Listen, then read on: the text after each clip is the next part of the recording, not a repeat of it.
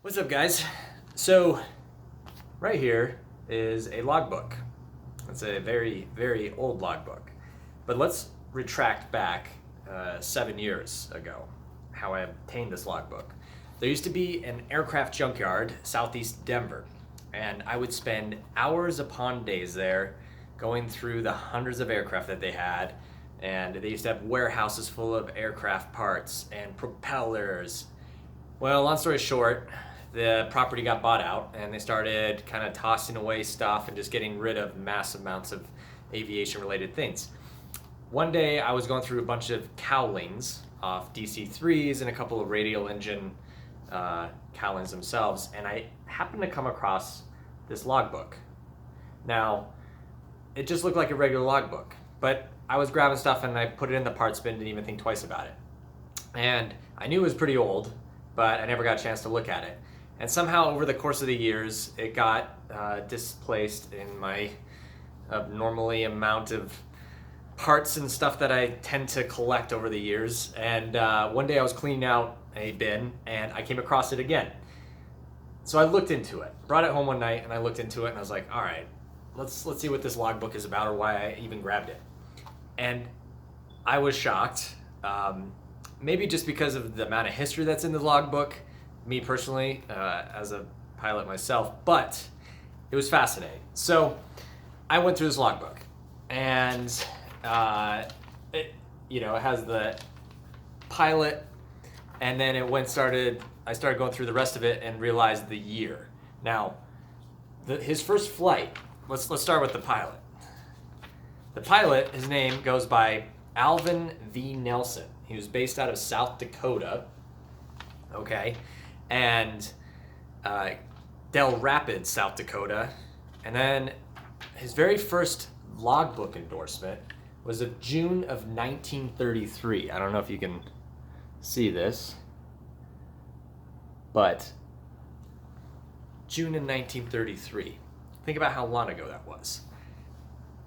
And the type of aircraft, so he flew out of June of 1933 out of an airfield, a grass farm strip, on an OX-5. Do some research on an OX-5. It was a pretty popular power plant back in the early 20s and 30s. Vintage, as you would say. And then you start going through like more pages of this logbook, and you have forced landing, crash landing, ran out of gas, landed at some random farm field. Okay, like the amount of another forced landing ended up dismantling for recovery. I mean, this guy had more engine outs, more forced landings, and of course, engine reliability back then was very questionable. I mean, if you made it to your destination unscathed, like, that was a miracle.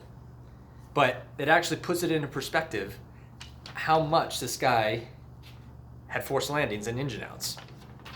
Nothing that, like, I looked at all the, logbook inputs, and nothing was like, got hurt. Another forced landing in cornfield. Literally, forced landing in cornfield. And that was in 1936, in September. So you're talking, this logbook goes all the way, his final input on this logbook, and I mean, he became a CFI, flight instructor, and flew all over. And then obviously the aircraft changed up too. I mean, I counted 6 different aircraft types in this logbook, from the point he started to his very last logbook endorsements, commercial certificate. He was this commercial pilot, this Alvin V Nelson. His very last logbook input was December 13th of 1941. So, I mean, this is a span of many years, and this was essentially from the 30s to the 40s. And I don't really have a lot of use for this logbook because, I mean, I don't know this person or relate to it. But that's where it kind of made me change my train of thought.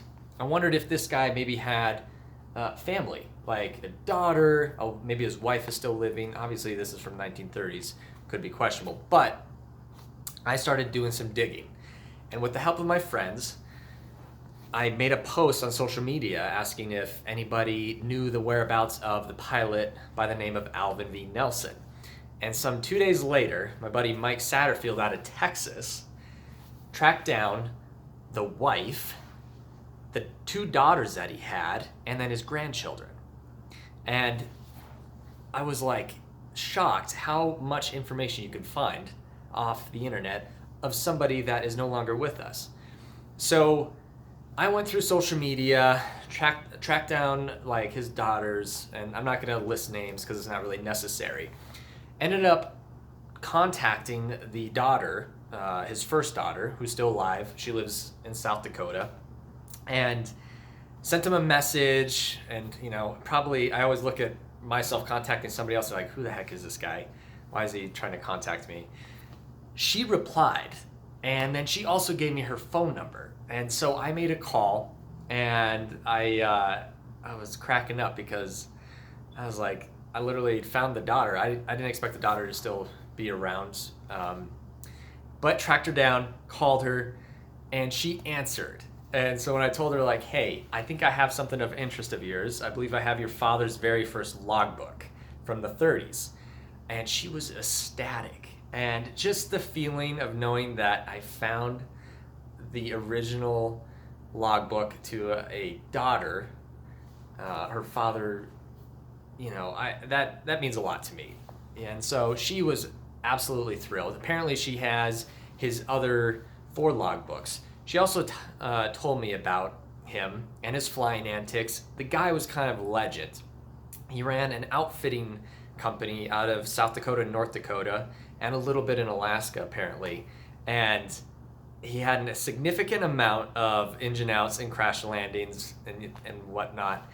He somehow left South Dakota, went down to Grand Junction, joined the military, was a flight instructor out of Grand Junction, Colorado, and then met his wife there, moved various spots around the U.S. flying, and then somehow made it back to South Dakota, and that's when they started a family. So, long story short, I ended up finding the family to this, the daughter, and she has both his logbooks, and to add this to the final collection of her father's flight logs and his whole history of flying is it's a pretty awesome feeling. So I'm gonna get this in the mail, and they gave me their address, and get it up to them and return it back to who I believe deserves the logbook. But long story short, I think it's pretty neat to find a bit of aviation history. I think of myself and put myself in Alvin's shoes back in the day, flying pretty questionable aircraft. She also even mentioned that he built his own airplane with a family member, and they ended up flying it. I don't know how well it flew, and she said that he was very familiar with landing in random fields, so that could say a lot about the aircraft itself. He also had a crop dusting business, and he also did a lot of commercial flying, taking passengers around. And I guess the logbooks that she had also mentioned that. But it's pretty neat. I think that, to me, is like the golden era of aviation, the 20s and 30s. And I'll never forget this, just sitting in this engine cowling, getting ready to get tossed, or scrap metal, recycled for scrap metal. So it would have been completely destroyed. And to know that, pulling this out of the junk bin and then holding onto it for, I don't know how many years, 6, 7 years. And then finally finding the family members that this belongs to. So you never know. If you have something that you think is pretty historical or has info on it, do some research. It's crazy what you can find on the internet. And in the matter of days, we've tracked down, the wife, the daughters, the granddaughters, and it was pretty straightforward. Tracked them down, sent them a message, and they're pretty happy to get this back. So I thought that was a cool story for the day, and I'm going to get this wrapped up and get it in the mail this afternoon. Thanks, guys. See ya.